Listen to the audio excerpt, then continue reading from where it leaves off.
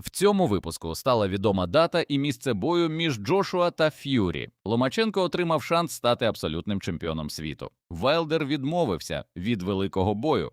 Усик готується до нового поєдинку разом із Джошуа. Друзі, а перед початком підпишіться на канал та поставте, будь ласка, ваш лайк під цим відео. Дякуємо за те, що з нами. Стало відомо, коли відбудеться бій між Джошуа та Тайсоном Ф'юрі. Бій екс-чемпіона світу в надважкій вазі Ентоні Джошуа з колишнім чемпіоном світу в надважкій вазі Тайсоном Ф'юрі пройде 20 листопада, повідомляє Daily Mail. За інформацією видання, боксери підписали контракти на поєдинок, який пройде на арені Madison Square Garden у Нью-Йорку. За словами людей, знайомих із перебігом переговорів, Джошуа та його промоутер Едді Хірн продовжували наполягати на проведенні бою у Великій Британії. Ф'юрі також хотів провести поєдинок на батьківщині. Однак, зрештою, обґрунтувати таку фінансову модель не вдалося. Тому було ухвалено рішення перенести бій до Нью-Йорка. Бій має відбутися в п'ятницю ввечері.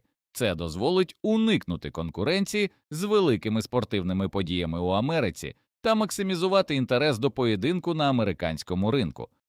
А тим часом стало відомо, хто готує Джошуа до битви проти Ф'юрі. Це наш українець Олександр Усик. Колишній абсолютний чемпіон світу у надважкій вазі Олександр Усик дав Ентоні Джошуа кілька важливих порад щодо майбутнього можливого бою проти Тайсона Ф'юрі. У мережі з'явилося відео, на якому український боксер спілкується з британцем під час спільного тренування. Усик розібрав особливості тактики Ф'юрі та пояснив, у який момент поєдинку Джошуа варто переходити до активніших дій. За словами Олександра, Ф'юрі на старті бою часто відходить до канатів або опиняється біля кута, змушуючи суперника атакувати першим.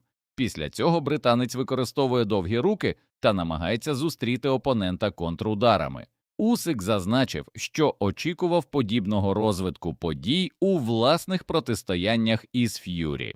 На його думку, Джошуа не варто форсувати події в перших раундах. Значно ефективніше, за словами українця, збільшувати тиск після 6-го раунду, коли Ф'юрі втомлюється та втрачає у швидкості. Друзі, а як ви думаєте, чи допоможуть поради Усика виграти бій у Ф'юрі для Ентоні Джошуа? Пишіть в коментарях. Ломаченко отримав неймовірний шанс стати абсолютним чемпіоном світу та повторити досягнення Усика.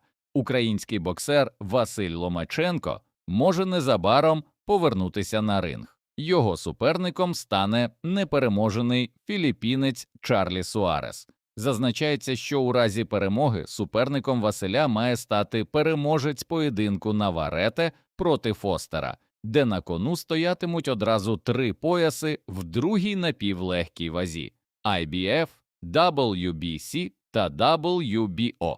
Четвертим титулом WBA у дивізіоні володіє 37-річний ірландець Ентоні Какейс, який може стати останнім пазлом для здійснення мрії Василя – титулу абсолютного чемпіона світу. Нагадаємо, що Ломаченко двічі втратив шанс стати абсолютом, програвши Лопесу і Хейні, але зараз його мрія все ж таки може здійснитися. В Україні попросили Володимира Кличка зупинитися.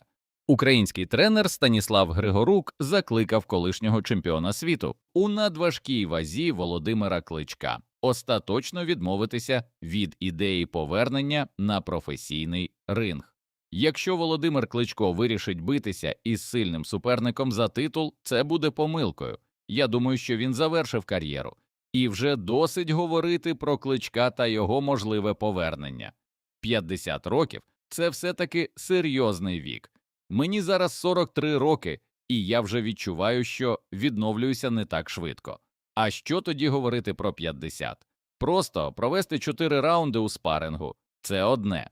Зовсім інша справа – готуватися до повного бою на 12 раундів та проходити повноцінний тренувальний табір, пояснив Григорук.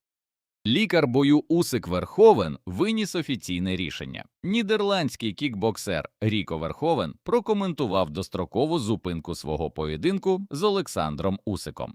За словами спортсмена, одразу після зупинки до нього підійшов лікар. Верховен запевняє, що не мав жодних ознак струсу мозку чи інших проблем зі здоров'ям. Одразу після зупинки підійшов лікар. Я не був дезорієнтований. У мене не було струсу мозку чи якихось інших симптомів. За всіма пунктами нам відповіли: так, ви маєте рацію, але вони нічого не скасували, в мене забрали перемогу, сказав Верховен. 40-річний Чавес-молодший вийде на ринг втретє за рік. Колишній чемпіон світу Хуліо Сезар Чавес-молодший має провести свій третій поєдинок цього року. 19 вересня в Пуеблі, в Мексиці, він зустрінеться з Джейсоном Тронкосо. Відзначимо, що зараз боксер мешкає в Мексиці після того, як у липні минулого року федеральні агенти Сполучених Штатів Америки заарештували його в Лос-Анджелесі за прострочену візу та брехню в заяві на отримання грін-карти. При цьому Чавес у цьому році вже здобув перемоги нокаутом над колумбійцем Джоном Кайседо та аргентинцем Анхелем Хуліаном Сакко. Деонтей Вайлдер відмовився від великого бою.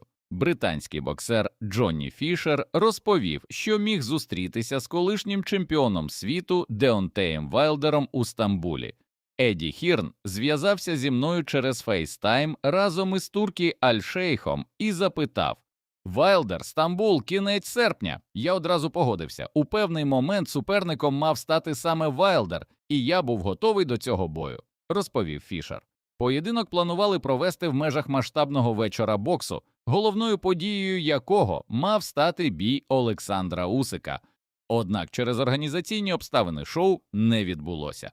Однак у підсумку Вайлдер відмовився від бою і тепер рухається до поєдинку саме з Усиком, тоді як Фішер готується до наступного поєдинку 26 вересня в Лондоні.